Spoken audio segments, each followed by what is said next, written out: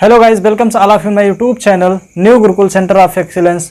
And आप सभी का स्वागत है हमारे नए सर्कल बैच में, जिसमें हम आज पढ़ेंगे जो हमारे आसपास के पदार्थ हैं उसके बारे में हम जानेंगे कि जो हमारे आसपास के पदार्थ हैं वो कैसे पदार्थ हैं, उनको किस चीज़ की संज्ञा दी गई है। तो जो टॉपिक का नाम है, जो चैप्टर का नाम है वो है हमारे आसपास के पदार्थ। तो हम लोग आज इसमें पढ़ेंगे कि जो पदार्थ हैं उनके गुण क्या हैं, उनकी प्रॉपर्टीज़ क्या हैं, वो कैसे बने हुए हैं, इन सब चीज़ों के बारे में आज हम अध्ययन करेंगे। तो सबसे पहले हम जो है हमारा जो फर्स्ट टॉपिक है वो है मैटर, जिसको कहते हैं द्रव्य, और इसी को बोलते हैं पदार्थ। क्या बोलते हैं? पदार्थ। तो सबसे पहले हम जानेंगे कि द्रव्य होते क्या हैं।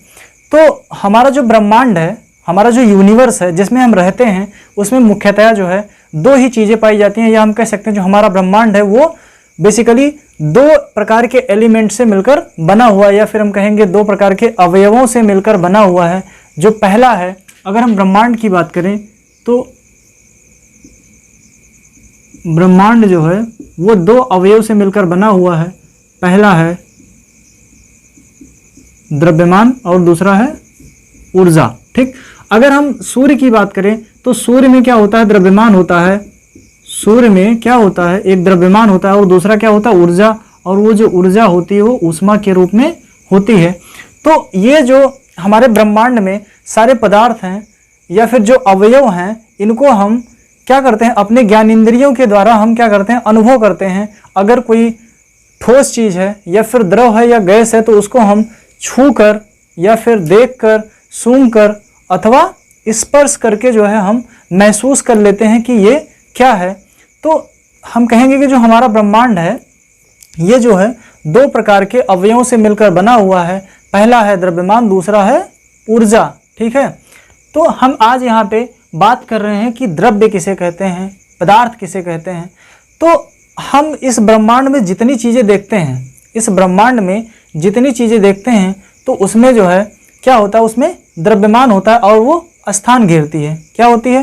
वो उसमें द्रव्यमान होता है, वो स्थान घेरता है, चाहे हम हैं या आप हैं या फिर कोई और है। ठीक है। तो अगर हम इंसान की बात करते हैं तो अगर इंसान है तो किसी कमरे में उसको रहने के लिए क्या होगा? कमरे में उसको रहने के लिए एक स्थान चाहिए ना, यानी कि उसका कुछ ना कुछ आयतन होता है। या फिर अगर वो किसी चेयर पे बैठा हुआ है तो चेयर पे बैठेगा तो उस चेयर की इतनी स्ट्रेंथ होनी चाहिए कि उसके वेट को वो संभाल सके, यानी कि उसमें कुछ द्रव्यमान होता है, उस द्रव्यमान को वो संभाल सके। तो हम कहेंगे कि इस ब्रह्मांड में उपस्थित सारे पदार्थ जिसमें द्रव्यमान और आयतन होता है उसे हम क्या कहते हैं? द्रव्य कहते हैं, उसे पदार्थ कहते हैं। तो आप लोग ये बताइए कि इस दुनिया में, इस यूनिवर्स में, इस ब्रह्मांड में ऐसी कोई वस्तु है जिसमें द्रव्यमान और आयतन ना होता हो? अगर हम बात करते हैं कि इंसान के बॉडी पार्ट्स हैं, अगर हम दिल की बात करते हैं तो दिल में क्या होता है? द्रव्यमान होता है, और वो हमारे शरीर के अंदर एक छोटा सा स्थान ग्रहण किए हुए है, यानी कि उसका कुछ ना कुछ आयतन है। अगर हम किडनी की बात कर रहे हैं तो हमारी जो किडनी है हमारे डायफ्राम के नीचे स्थित है, और वो जो है कुछ ना कुछ स्थान ग्रहण किए हुए है और उसका कुछ ना कुछ द्रव्यमान है। अगर हम अपनी किडनी को निकाल दें या फिर किडनी हमारे शरीर में लगी हुई है तब हम जो है अपना वेट करें तो हमारा वेट कुछ और आएगा, लेकिन जब हम किडनी को निकाल देंगे तब जब हम वेट करेंगे तो हमारा जो वेट है वो कुछ और आएगा। तो हम कहेंगे कि जो किडनी है उसका कुछ ना कुछ वेट होता है और वो हमारे शरीर में जहाँ पे स्थित है कुछ ना कुछ स्थान ग्रहण किए हुए हैं, तो इसका मतलब उसका कुछ ना कुछ आयतन है। अगर हम बात करते हैं जिगर की, जिगर किसे कहते हैं आप लोग कमेंट करके बताइएगा। तो बोलते हैं ना जिगर के टुकड़े हो, लेकिन जिगर होता क्या है? ठीक, आप लोग कमेंट करके बताइएगा। तो जो जिगर है उसका भी कुछ ना कुछ द्रव्यमान होगा, कुछ ना कुछ उसका आयतन होगा। तो हम यहाँ कहेंगे कि पृथ्वी पर उपस्थित वह सभी वस्तुएं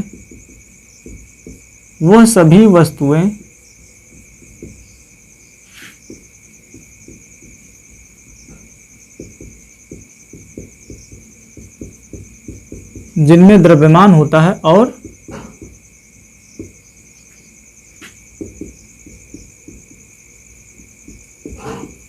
स्थान घेरती हैं,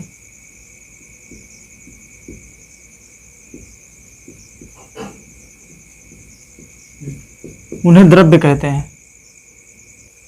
तो हमने यहाँ पे बताया कि पृथ्वी पर वह सारी वस्तुएं जिसमें क्या होता है, द्रव्यमान होता है, और जो स्थान घेरती हैं उन्हें हम द्रव्य क्या कहते हैं, उन्हें हम द्रव्य कहते हैं। तो बताइए ये मार्कर क्या है, ये मार्कर द्रव्य है। अगर हम बात करते हैं कि ये जो माइक है ये क्या है, ये द्रव्य है। ये जो शर्ट है ये क्या है, ये द्रव्य है। या फिर हम अपनी बात करते हैं तो हम क्या हैं, द्रव्य हैं। या उनकी बात करते हैं तो वो क्या है, वो भी द्रव्य हैं।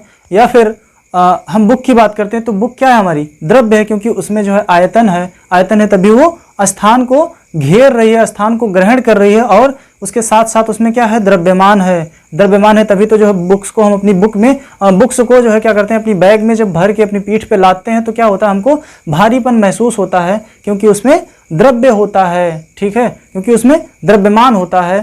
तो यहाँ पे हम जितने एग्जाम्पल लिखना चाहें, सूर्य, चंद्रमा, तारे, कुर्सी, मेज, कूलर, पंखा, कुछ भी, जो भी XYZ, कुछ भी जो तुम्हारे दिमाग में आ रहा है, जो चीज़ें आप देख रहे हैं, या फिर जिनके बारे में आप सुन रहे हैं, जिनके बारे में आप बात कर रहे हैं, वो सारी वस्तुएं क्या हैं, वो सारी वस्तुएं द्रव्य हैं। अब आपके दिमाग में चल रहा होगा कि वायु क्या है, द्रव्य है कि नहीं है। तो आइए एक एग्जाम्पल से हम समझते हैं। आप लोग बचपन में जब मेले में गए होंगे तो आपने वहाँ पे देखा होगा रंग बिरंगे जो बैलून्स होते हैं, जो गुब्बारे होते हैं, वो टंगे हुए होते हैं। लेकिन जब वो गुब्बारा बिना हवा का होता है तो एक छोटा सा दिखता है ना, एक छोटा सा दिखता है। जब उसमें वो जो बेचने वाला होता है उसमें क्या करता है, हवा को भरता है, तो वो गुब्बारा क्या होता है, फैलने लगता है। क्या करता है, फैलने लगता है और बड़ा सा हो जाता है। क्या होता है, बड़ा सा हो जाता है। इसका मतलब जो वायु होती है वो स्थान को घेरती है, जैसे जैसे उसमें वायु भरती है और वो फैलता जाता है। इसका मतलब वायु स्थान ग्रहण करती है। और एक ऐसी स्थिति आती है, अगर वायु उसमें हम भरते जाएं तो क्या होता है, गुब्बारा फट जाता है। इसका मतलब कि उसमें जो है फैलने का स्थान और नहीं बचा था, तो वायु क्या हुआ, वायु को फैलने के लिए जगह चाहिए थी, और वो जो गुब्बारे का रबड़ था उसको फाड़ के बाहर निकल जाती है। तो इससे हम समझ सकते हैं कि वायु जो होती है वो स्थान घेरती है। अब हम द्रव्यमान की बात करते हैं कि जो वायु होती है वो उसमें द्रव्यमान होता है कि नहीं होता है। ठीक, द्रव्यमान होता है कि नहीं होता है। तो आपके घर पे जो कुकिंग सिलेंडर होता है, खाना बनाने का जो सिलेंडर होता है, उसमें क्या होता है, उसमें LPG गैस भरी होती है। वो भी तो क्या होती है, वो भी वायु ही होती है ना, उसमें गैस भरी हुई होती है। तो जब वो सिलेंडर हम कहाँ से लेके आते हैं, हम एजेंसी से लेके आते हैं, जहाँ पे रिफिलिंग स्टेशन होता है, वहाँ से लेकर आते हैं, तो वो भारी होता है। और जब धीरे धीरे खाना बनाते हैं और एक स्थिति ऐसी आती है कि जो बर्नर होता है हमारा वो जलना बंद हो जाता है, यानी कि सिलेंडर की जो गैस खत्म हो जाती है, तो वो क्या हो जाता है, तो वो सिलेंडर एकदम हल्का हो जाता है और आसानी से हम उसको उठा लेते हैं। क्या करते हैं, आसानी से उसको हम उठा लेते हैं। या फिर एक एग्जांपल से और समझते हैं कि वायु में द्रव्यमान होता है कि नहीं होता है। ठीक है, जब हम सुनार के यहाँ जाते हैं, कहाँ पे, सुनार के यहाँ जाते हैं, तो आपने देखा होगा कि उसका एक छोटा सा तराजू होता है, छोटा सा एक मशीन होता है, जिसके थ्रू वो क्या करता है, वेट को चेक करता है कि जो सोने की वस्तु है उसका द्रव्यमान कितना है। तो आपने देखा होगा कि जब वो किसी चीज़ का वेट करता है तो वेट करने से पहले उस केबिन का, उस कमरे का जितना फैन होता है सबको वो बंद कर देता है, ताकि तौलने में जो एक्यूरेसी, जो परिशुद्धता है वो बनी रहे और खरीदने वाले का भी नुकसान ना हो और बेचने वाले का भी नुकसान ना हो। अगर वो फैन नहीं बंद करता है तो आपने देखा होगा उसके पास एक बड़ा सा कांच का काउंटर होता है, और उसमें जो है वो अपने तुला को या तराजू को ऑन करता है, और फिर उसमें जो है वो जिस सामान को तौलना होता है उसको रख के उसके बाद उसकी खिड़की को बंद कर देता है, ताकि उसमें बाहर जो वायु है वो ना जा सके। और जब बाहर की वायु नहीं जाएगी तो उस पर एक्स्ट्रा जो है फोर्स नहीं लगेगा, यानी कि जो वायु का द्रव्यमान है वो एक्स्ट्रा नहीं लगेगा। ठीक है, अब आपने समझ लिया ना, तो इसमें उदाहरण में लिख लीजिए। उदाहरण में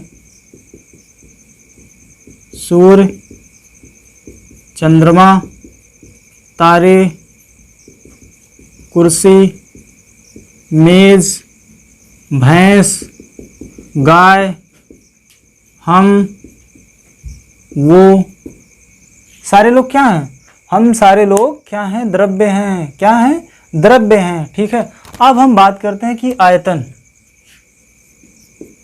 आयतन किसे कहते हैं। क्या? आयतन। तो यहाँ पे हम जानेंगे कि जो आयतन होता है वो होता क्या है। ठीक, तो अगर इस मार्कर की बात करें, मार्कर न लेके अगर हम ये जो है इसकी बात करें, ये इंक का जो है डिब्बा है, तो ये जो है जितना स्थान ग्रहण कर रहा है, जितना स्थान ग्रहण कर रहा है, यानी कि इसकी कुछ लंबाई है और कुछ चौड़ाई है और कुछ ऊंचाई है, तो ये क्या है? ये इसका आयतन होगा। जितना स्थान ग्रहण कर रहा है उसको हम आयतन कहते हैं। और जो आयतन होता है, आयतन का एसआई मात्रक जो होता है, एसआई मात्रक होता है मीटर क्यूब या घन मीटर। क्या होता है? मीटर क्यूब होता है या फिर घन मीटर होता है। और द्रव का आयतन, द्रव का आयतन जो होता है लीटर में मापा जाता है। क्या होता है? लीटर में मापा जाता है। अगर हम यहाँ बात करें 1 मीटर क्यूब बराबर क्या होता है? 1000 लीटर होता है। क्या होता है? 1000 लीटर होता है। अगर कोई बॉक्स है वो जो है 1 मीटर लंबा है, 1 मीटर चौड़ा है और 1 मीटर ऊंचा है, तो उसमें जो द्रव आएगा वो पूरा पूरा 1000 लीटर आएगा। कितना आएगा? 1000 लीटर आएगा। अब हम बात करते हैं कि जो द्रव्य है, जो द्रव्य है वो बना कैसे होता है, यानी कि जो द्रव्य होता है उसकी भौतिक अवस्था कैसी होती है, क्या होती है, फिजिकल स्टेट उसकी कैसी होती है। तो हम यहाँ पे हम बात करेंगे द्रव्य का भौतिक स्वरूप। क्या? द्रव्य का भौतिक स्वरूप।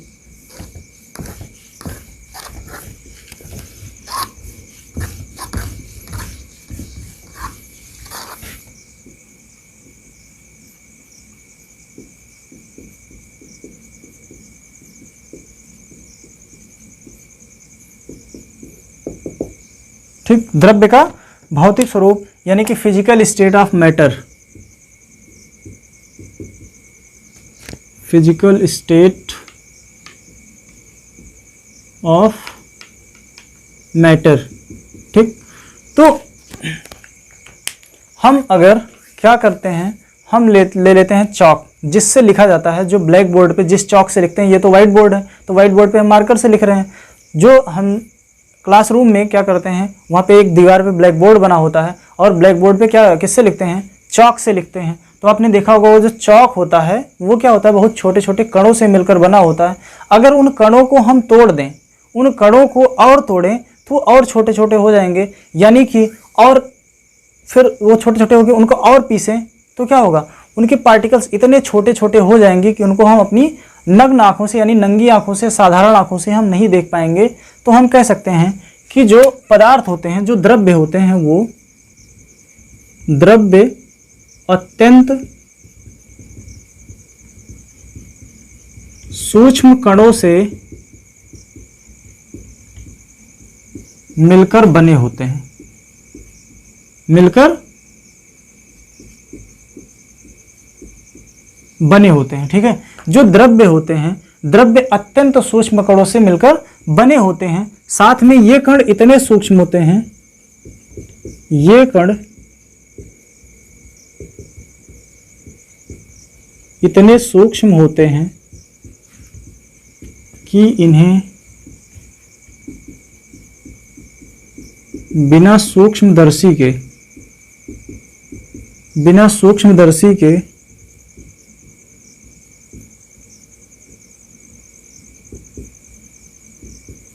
नग्न आंखों से देखना संभव नहीं होता है। क्या होता है?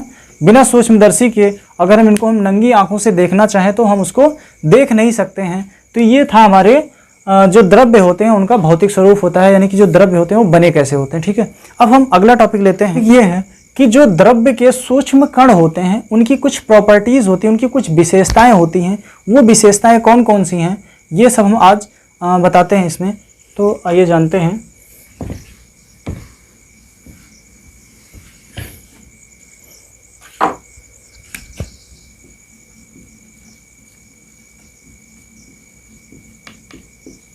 द्रव्य के कणों की विशेषताएं या फिर गुण। ठीक, तो सबसे पहली विशेषता ये है कि जो द्रव्य के कण होते हैं उनके बीच में क्या होते हैं, स्थान पाए जाते हैं। द्रव्य के जो कण होते हैं उनके बीच में स्थान पाए जाते हैं, जिनको हम बोलते हैं इंटरमोलिकुलर स्पेस या फिर अंतरा आणविक स्थान। ठीक है, द्रव्य के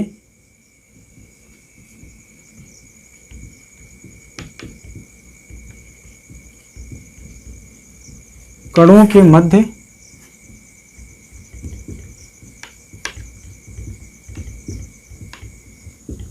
खाली स्थान पाए जाते हैं,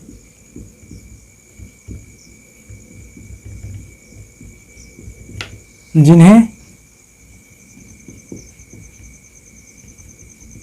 अंतरा अणुक अवकाश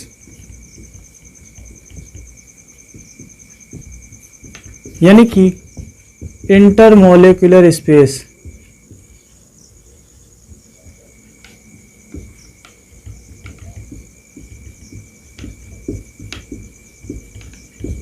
कहते हैं। ठीक, जो द्रव्य होते हैं उनके कणों के मध्य खाली स्थान पाए जाते हैं। उनके जो 2 कण होते हैं या 3 कण होते हैं, 4 कण, 50 कण, 100 कण, तो ये एकदम से चिपके चिपके हुए होते हैं, लेकिन साथ में उनके बीच में कुछ खाली स्थान पाए जाते हैं, जिन्हें हम कहते हैं इंटरमोलिकुलर स्पेस कहते हैं। आइए हम समझते हैं कि इंटरमोलिकुलर स्पेस होता क्या है। ठीक है, जब हमको शरबत बनाना होता है, ठीक है, क्या बनाना होता है, शरबत बनाना होता है। ठीक, अब मान लीजिए इसमें इतना पानी भरा हुआ है,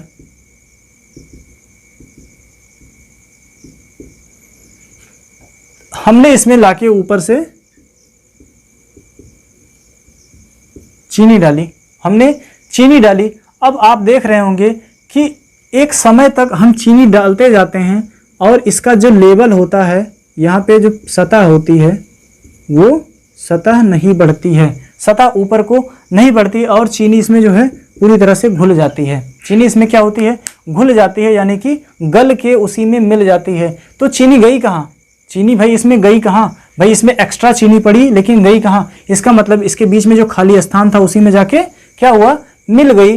तो ये जो है इसके बीच में जो अंतरा अणु का स्थान होता है, इंटरमोलिकुलर स्पेस होता है, उसी में जाके चीनी मिल गई। ठीक है, तो हम यहाँ पे एक उदाहरण के थ्रू हम जो है समझ सकते हैं, एक एग्जांपल के थ्रू हम समझ सकते हैं कि जो इंटरमोलिकुलर स्पेस होता है वो होता क्या है। ठीक, अब अगला है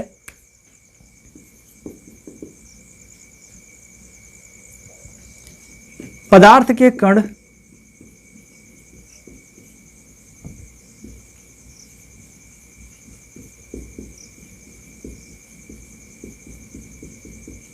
निरंतर गति करते रहते हैं,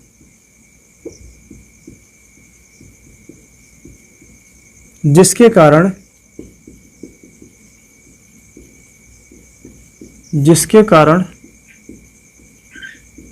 उनमें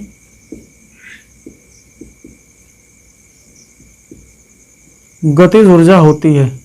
क्या होती है, गतिज ऊर्जा होती है। ठीक, अब जब हम इनका ताप बढ़ाएंगे और ताप बढ़ाने पर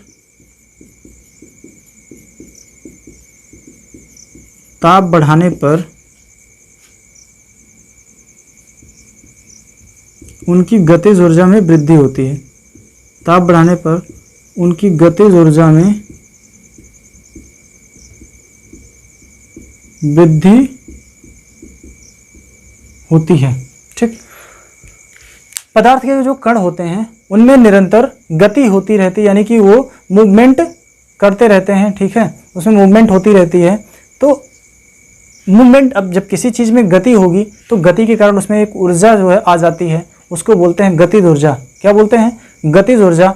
और जब उसका ताप बढ़ाते हैं तो ताप बढ़ाने के कारण जो कण होते हैं उनकी गतिज ऊर्जा में क्या हो जाती है, वृद्धि हो जाती है। आइए इसके एग्जाम्पल को हम समझते हैं। जब कमरे में हम अगरबत्ती या धूप बत्ती क्या करते हैं, लगाते हैं, तो उसकी जो सुगंध होती है वो पूरे कमरे में फैल जाती है। क्या होती है, उसकी जो सुगंध होती है पूरे कमरे में फैल जाती है। अब वो फैलने का कारण यही है कि जो कण होते हैं उसके, वो हमेशा क्या करते हैं, इधर उधर भटकते रहते हैं, इधर उधर गति करते रहते हैं। आप लोगों की तरह वो भी इधर उधर भटकते रहते हैं, और भटकने के कारण, इधर उधर दौड़ने के कारण क्या होता है, वो पूरे कमरे में उसकी सुगंध फैल जाती है। और जब वो देखा होगा कि जितनी तेज़ से जलती है, मतलब अगर वो ज़्यादा तेज़ से जल रही है तो वो जो है बहुत तेज़ी से फैलती है, यानी कि उसको नीचे से ताप मिल रहा है ना, ताप मिल रहा है, इसीलिए उसकी गतिज ऊर्जा में वृद्धि हो जाती है। और जब धूप बत्ती जलना बंद हो जाती है तो धीरे धीरे सुगंध आना बंद हो जाती है। फिर अगर हमको सुगंध महसूस करना होगा या सुगंध लेना होगा तो हमको धूप बत्ती के पास जाना होगा। ठीक है, फिर आगे है पदार्थ के कण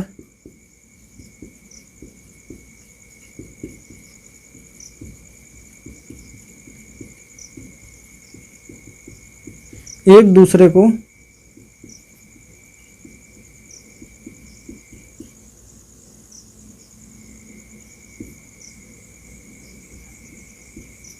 आकर्षित करते रहते हैं।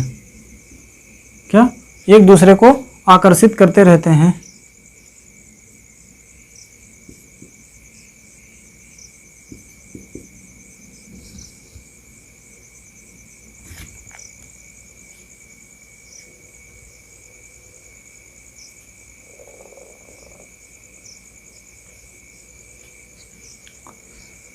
पदार्थ के कण एक दूसरे को आकर्षित करते रहते हैं।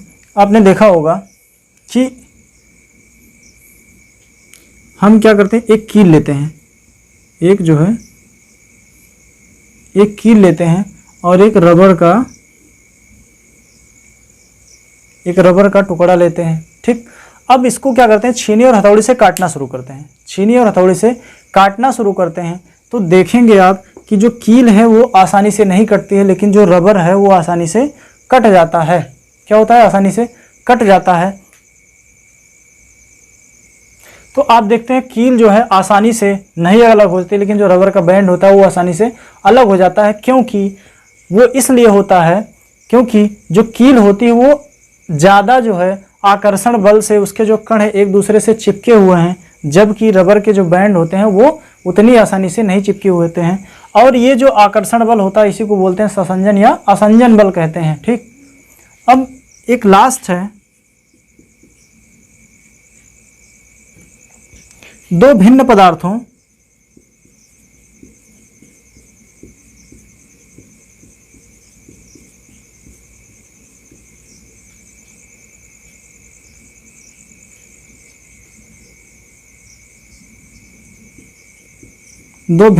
के कण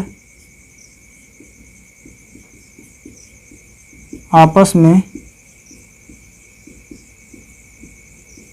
मिल जाते हैं। क्या होता है, दो भिन्न पदार्थों के कण आपस में मिल जाते हैं जिन्हें विसरण कहते हैं। जिन्हें विसरण कहते हैं। ठीक है, अगर हम चीनी को पानी के साथ मिला देते हैं तो मिल जाता है, या फिर अगर हम किशमिश को पानी में डाल दें तो आपने देखा होगा कि जो किशमिश होती है वो पानी को अवशोषित कर लेती है और किशमिश जो है फूल जाती है। तो वो जो है विसरण की क्रिया होती है।